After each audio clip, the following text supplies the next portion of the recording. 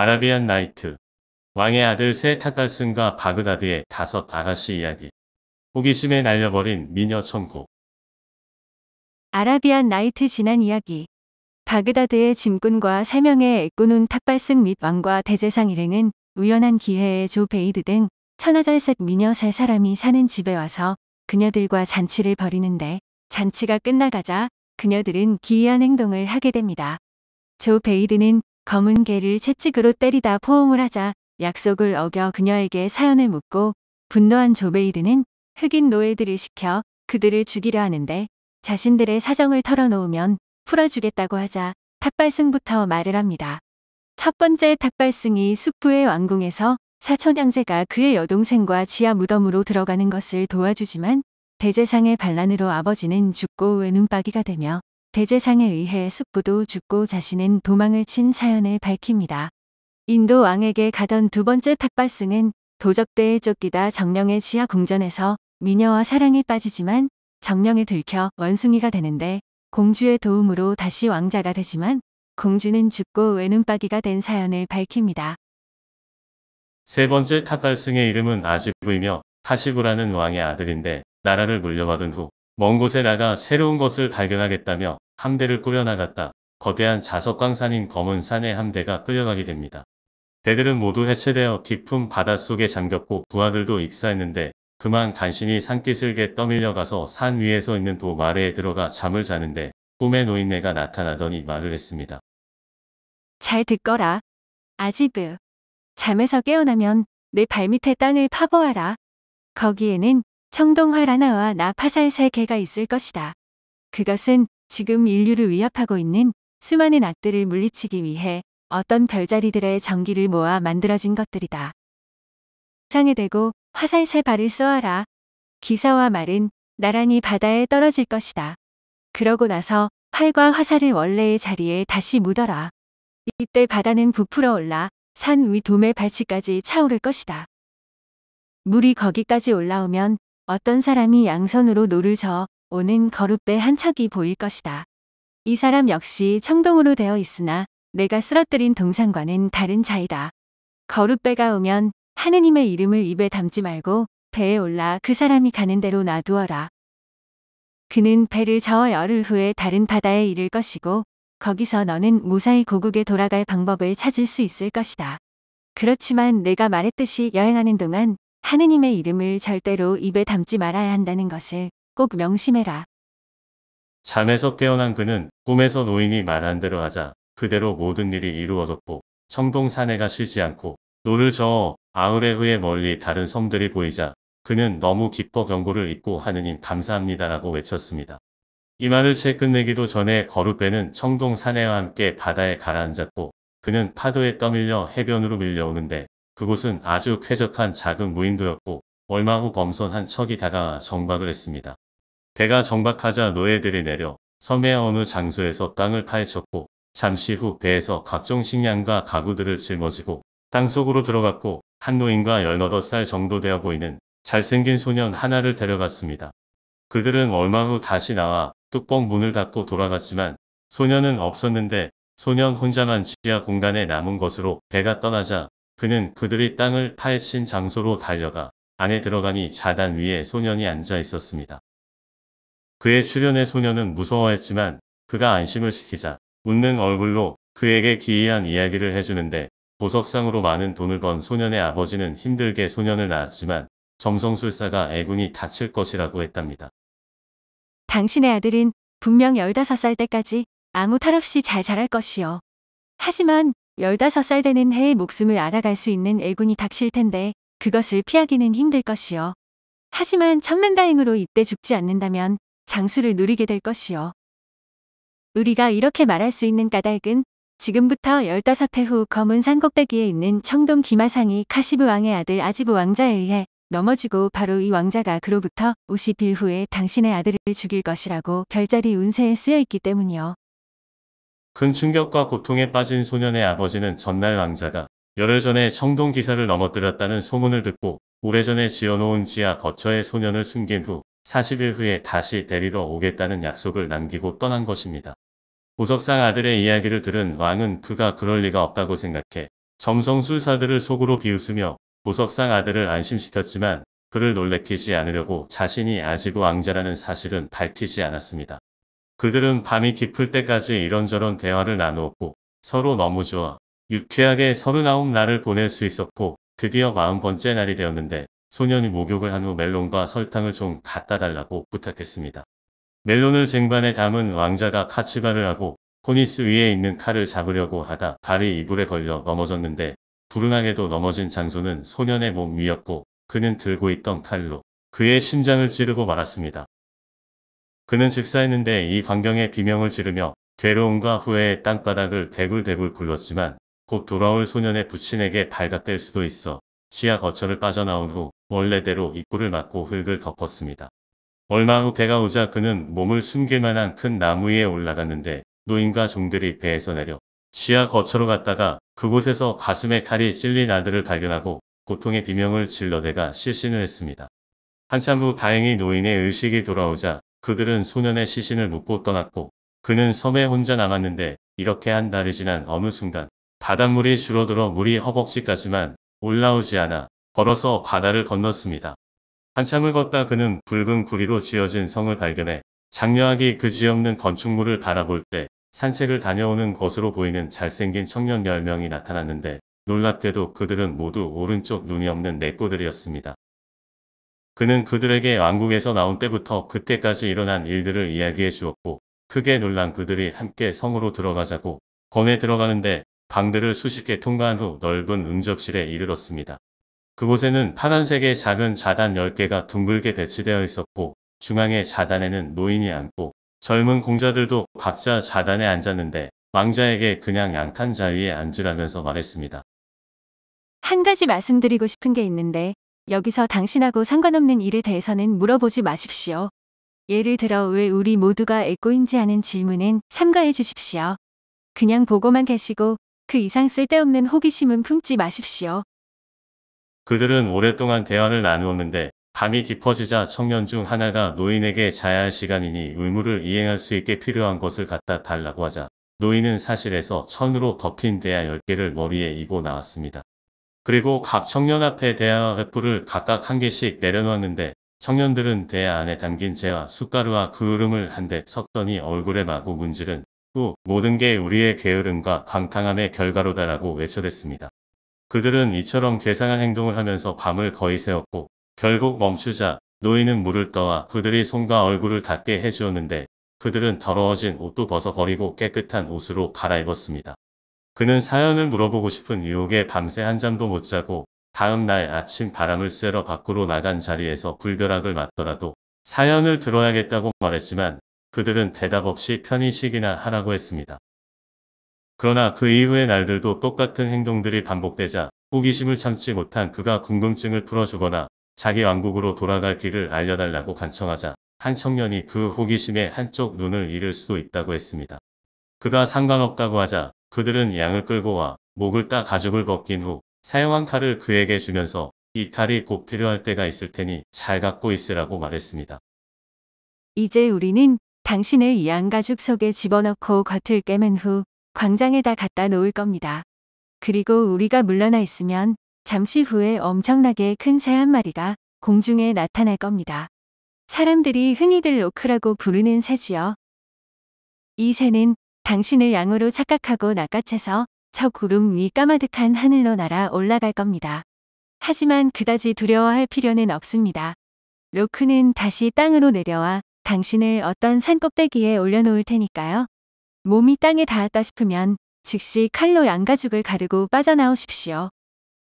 새는 당신을 보고 놀라서 푸다닥 날아가 버릴 겁니다. 그러면 산을 내려오십시오. 계속 걷다 보면 엄청나게 큰 성에 이르게 될 겁니다. 황금 벽돌과 굵직한 에메랄드 등 온갖 보석들로 뒤덮여 있는 성이지요. 성문으로 가십시오. 그 문은 항상 열려 있을 터이니 그대로 들어가십시오. 여기 있는 우리들도 모두 그렇게 들어갔었답니다. 하지만 우리가 그 안에서 무엇을 보았고 무슨 일이 일어났는지는 말씀드리지 않겠습니다. 당신이 직접 알게 될 테니까요. 우리가 말씀드릴 수 있는 것은 거기 들어갔기 때문에 우리 모두 오른쪽 눈을 잃었으며 당신이 목격한 그 고행도 어쩔 수 없이 하게 되었다는 사실입니다. 우리들 저마다에게는 기고하기 짝이 없는 사연이 있고 그 사연들을 모아놓으면 두꺼운 책 한 권이 나올 정도입니다.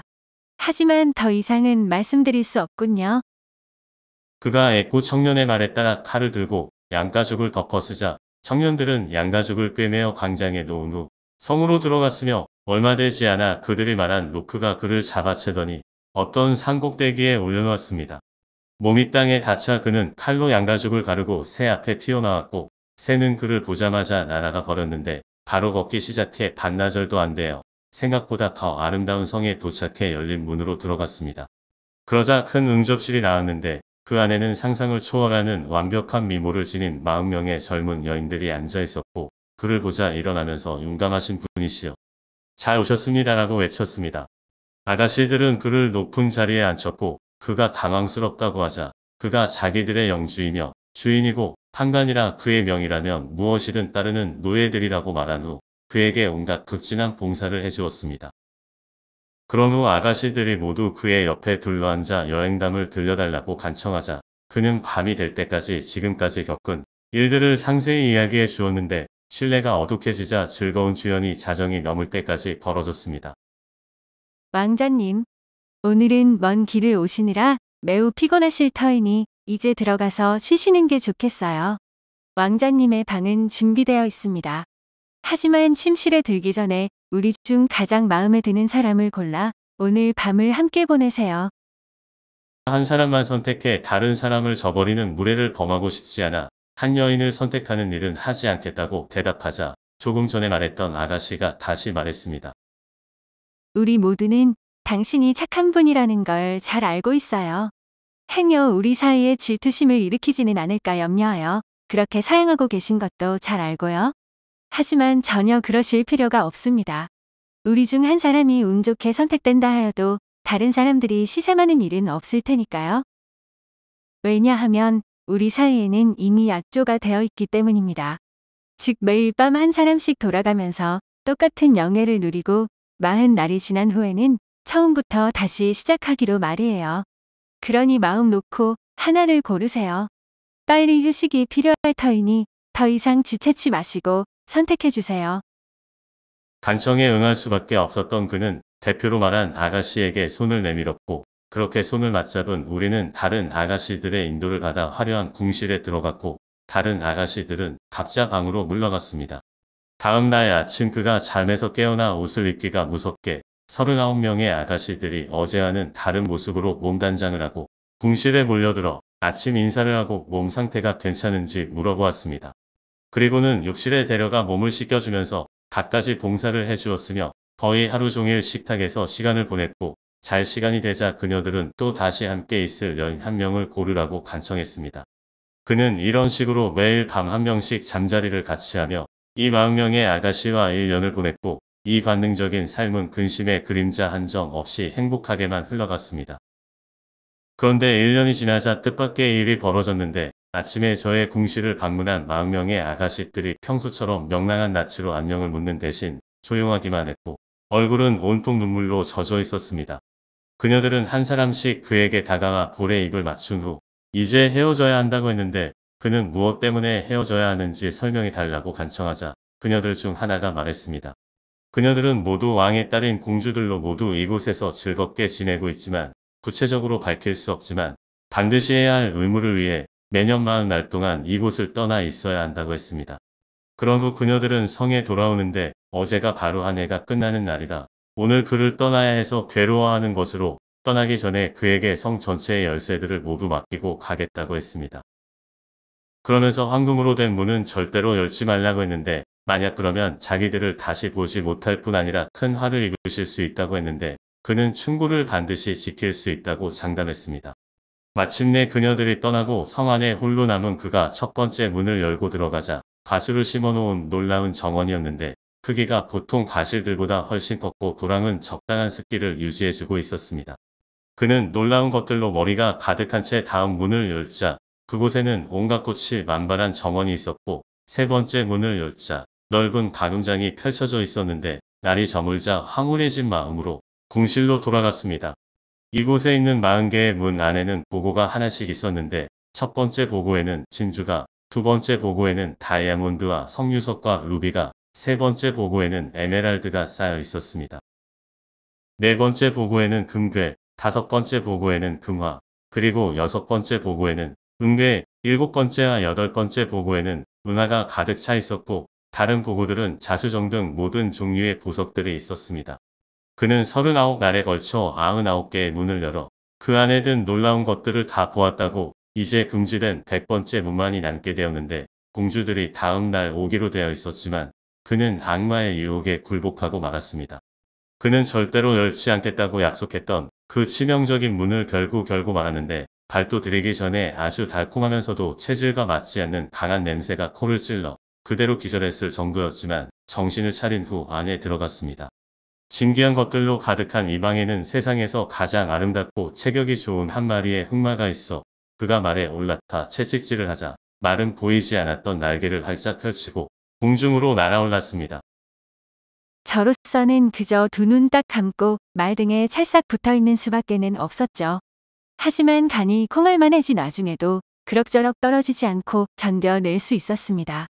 녀석은 다시 땅으로 내려와 어떤 성의 옥상에 착륙했습니다. 녀석은 제가 미처 땅에 내려올 시간도 주지 않고서 몸을 마구 요동쳐 저를 떨어뜨렸습니다. 그러고는 꼬리 끝을 휘둘러 제 오른쪽 눈을 찌르고 말았던 것입니다. 그는 이렇게 애꾸가 되었고 그제야 10명의 청년이 경고했던 말이 생각났는데 말은 다시 하늘로 날아올라 사라져 버렸고 그는 자초한 불행에 괴로워하며 너무 아픈 한쪽 눈을 누른 채 옥상 위를 걸었습니다. 아래층으로 내려가 보니 어떤 방이 나왔는데 그곳은 바로 그가 로크에게 납치되기 전에 머물렀던 그 성의 응접실이었고 그들은 그가 돌아온 것과 애꾸가 된 것에 대해 별로 놀라는 것 같지 않았습니다. 그들이 이곳은 자리가 차서 함께 지낼 수 없다면서 바그다드의 궁정에 가면 운명을 결정해 줄 사람을 찾을 수 있다고 하자 그는 바그다드에 오는 도중에 수염과 눈썹을 밀고 탁갈승의 옷을 걸쳤습니다. 오랜 시간을 걸어 마침내 오늘 저녁 도성에 도착해 성문에서 두 탁갈승을 만나 모두 애꾸라는 사실에 서로 크게 놀랐지만 지금까지 이 공통적인 불운에 대해 이야기를 나눠볼 기회가 없었다고 했습니다. 세 번째 탁갈승이 이야기를 마치자 조베이드가 세 탁갈승에게 세 사람 모두 자유의 몸인이 가고 싶은 곳으로 가라고 말했지만 탁갈승 중 하나가 아직 말하지 않은 세 분의 이야기를 듣고 싶다고 했습니다. 그러자 아가씨는 칼리프와 제상 자파르와 메스루르 쪽으로 몸을 돌려 당신들의 이야기를 할 차례라고 하자 자파르가 이 집에 들어오기 전에 이미 했던 말을 반복했습니다. 말을 들은 조베이드가 망설이자 새 탁갈승은 자신들에게 보여준 간대함을 이 상인에게도 베풀어 달라고 간청해 조베이드는 용서를 하기로 하고 모두 집에서 나가달라고 했습니다. 조베이드가 명령해 칼리프, 제상, 메스루르, 그리고 새 탁갈승과 짐꾼은 나가지 않을 수 없었는데 모두 집을 나오자 칼리프는 새 탁갈승에게 외지인인데 어디로 갈 것이냐고 물었습니다. 그들이 그것이 바로 자신들의 문제라고 하자 칼리프는 그들에게 고민을 해결해 줄 테니 자기를 따라오라고 했고 제상에게 그들은 제상의 집에 데려갔다. 내일 아침 데려오라고 했습니다. 제상 자파르는 새 탁갈승을 데리고 갔고 짐꾼도 자기 집에 들어갔으며 칼리프는 메스루르와 함께 궁에 돌아와 잠자리에 들었지만 그녀들의 사연이 너무 궁금해서 눈이 감기지 않았습니다. 조베이드는 누구이며 어떤 사연으로 두 마리 검둥개를 학대하는 것이고 아민리의 젖가슴은 왜 흉터투성이인지 알고 싶어 견딜 수가 없던 칼리프는 다음날 대제상이 오자마자 그녀들과 새 탁갈승을 데려오라고 했습니다. 불같이 급한 주군의 성격을 익히 알고 있던 제상은 서둘러 여인들의 집에 가서 칼리프께서 그녀들을 데려오라고 명했다고 설명하자 아가씨들은 얼굴에 너울을 두르고 제상을 따라 나섰습니다. 칼리프는 예를 지켜야 되어 새 여인을 자신의 궁실로 통하는 홀과 알련실 사이 칸막이 커튼 뒤에 서게 했고 새 탁갈승은 그의 곁에 있게 했는데 새 아가씨가 서자 칼리프는 몸을 돌리고 말했습니다. 아가씨들, 나는 지난밤 상인으로 변장하고 그대들 집에 들어갔던 사람이요. 내 말을 듣고 아마 좀 놀라시겠지? 또 그대들이 나를 위협한데 앙심을 품어 벌을 주려 여기 불렀다고 걱정할 수도 있을 거요. 하지만 안심하시오. 지난 일은 다 잊어버렸어. 오히려 그대들의 행동에 크게 만족하는 바요. 나는 바그다드의 모든 여인네들이 그대들이 내게 보여준 그런 현명함을 지녔으면 하오. 우리가 결례를 범했음에도 불구하고 그대들이 우리에게 보여준 그 넉넉한 태도, 나는 이것을 영원히 기억할 거야. 나는 어젯밤에는 모술의 상인이었지만 지금은 영광스러운 아바스 왕조의 7번째 칼리프이며 위대하신 예언자 무함마드의 자리를 계승한 하르날 라시드여. 내가 그대들을 부른 것은 단지 그대들은 누구이며 어떤 사연으로 두 검둥개를 학대한 후에 함께 우는 것인지 알고 싶어서요. 또 왜 한 아가씨의 젖가슴이 흉터로 덮여 있는지도 몹시 알고 싶소. 칼리프가 그녀를 안심시켜주자 조베이드는 그의 궁금증을 풀어주기 위해 다음과 같이 이야기를 시작했습니다. 아라비안 나이트, 왕의 아들 세 타갈슨과 바그다드의 5 아가씨 이야기, 조베이드의 이야기로 이어집니다.